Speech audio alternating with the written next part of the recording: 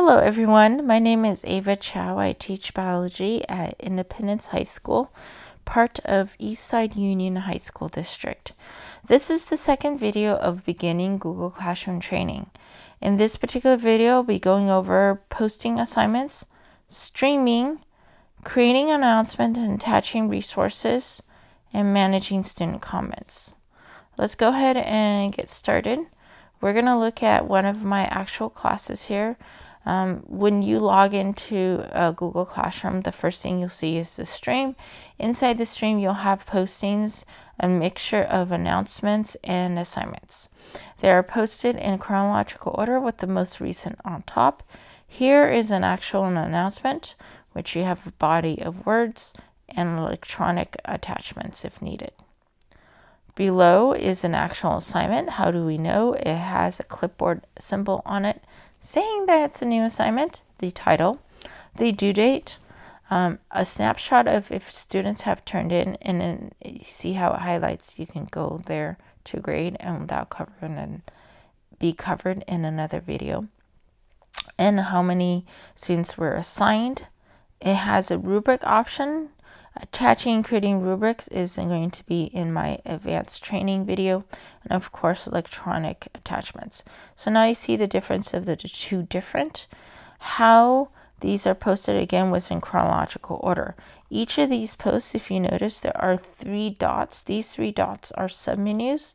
So on this post, since this is the first post, the move to top is not available because it's already at the top.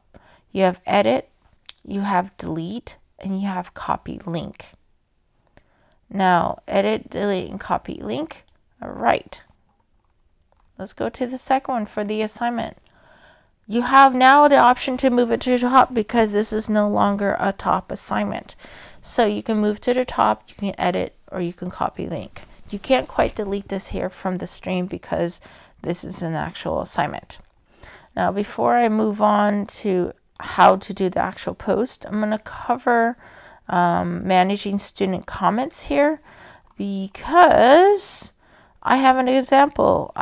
Whenever you as a teacher make a post, it could be an announcement or an assignment. This is sent automatically to students' emails to notify them right away, hey, your teacher made this post, and it will have the body of the post inside. So Alvaro, he could have went over to Google Classroom and typed in here to respond to this, or he could have just responded through his email. And when he responds to an email, and not only sends me an email response, it automatically will post here correctly on the right post on Google Classroom. As a teacher, you can do the same thing, reply within the email and show the post, or reply here online. So you hit reply to his comment. Now, if you notice that each of these comments have submenus too, this is where we can manage student comments. So here's a student. The options for the student is that we can either delete or mute the student.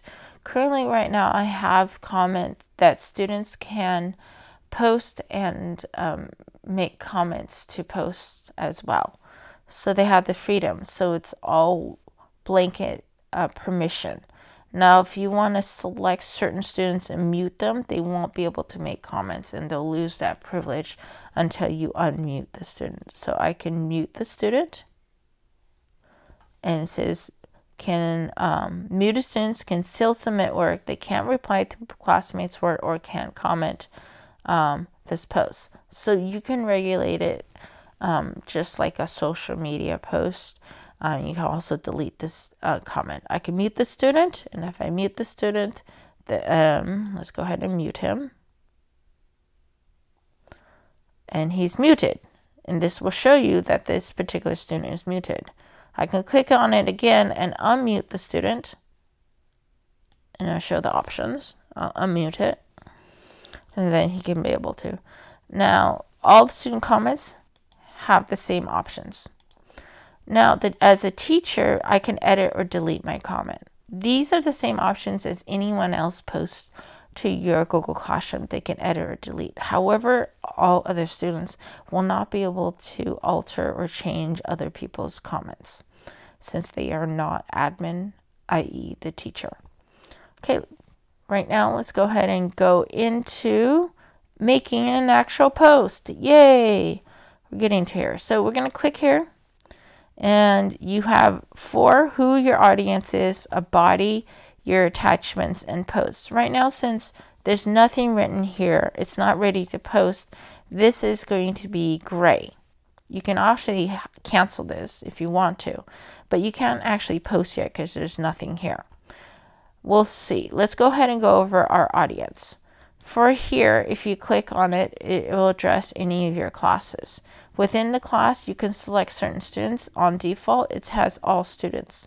If you want to change that, click on it. It will show you your entire list of roster for that class. And you want to select particular students, so you want to unclick all the students. Choose the ones that you want to do if you want to send a particular message. If you select these students, only those particular students will see your post. I'm going to go ahead and unclick it like this and say like I have 3 students. Then you're like, oh, I changed my mind. I want to send the same message to my other classes or the same, so I don't have to copy and paste. Similar to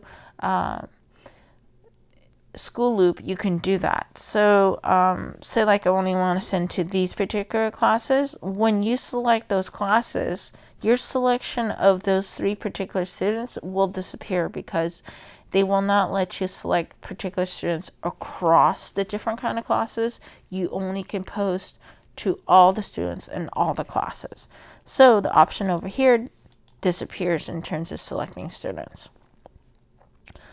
Now, so once you have select what classes you want, you type in demo description. Once I started typing demo description, you notice this post turned purple. Yay, that means you can post. However, before we go to the posting details, I will go ahead and show you the options of social media ads or digital resources. We have Google Drive, Link, File, and YouTube.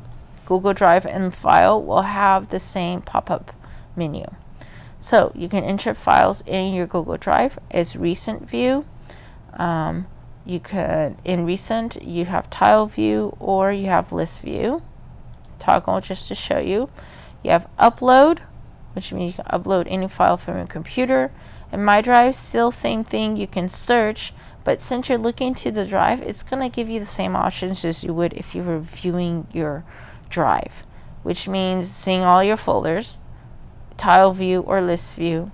The new option is, this is the same thing you'll see in a drive, last modified, which is the default, last modified by me, last opened by me, and name. You also can look into your shared drives and your start menu. I'm gonna get out of here so you can see this is the same if you were to look at file, except it take you directly to the file subtab. Okay, you can add a link.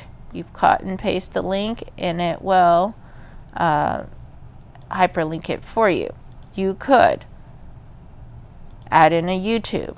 Now you have to be careful when you add in a YouTube video because when you do search it in here, it may not give you the original source. So I'm going to go ahead and put How Germs Spread by Mark Rober. In here it doesn't tell you whose channel it is and it's hard to tell. So I'm going to pick the top one. I can't quite click on it to go to another page. So I'm like, okay, fine, go ahead. I'll put it add. However, on here I could say, okay, open new link, and I want to double check if this is the right source. Well, it has to play in the video, but this person here is not the person I want to follow. He is not the original poster. So a lot of people will take and repost other people's popular videos just so they can be popular and have people follow them. So to avoid all that and wasting your time, this is not the right video, so I'm going to go ahead and close that.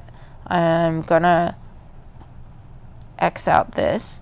So before I even add it in, I'm going to open a new page, type in YouTube, and if you hit tab, on YouTube. You can now search within YouTube. Notice how it has changed right here.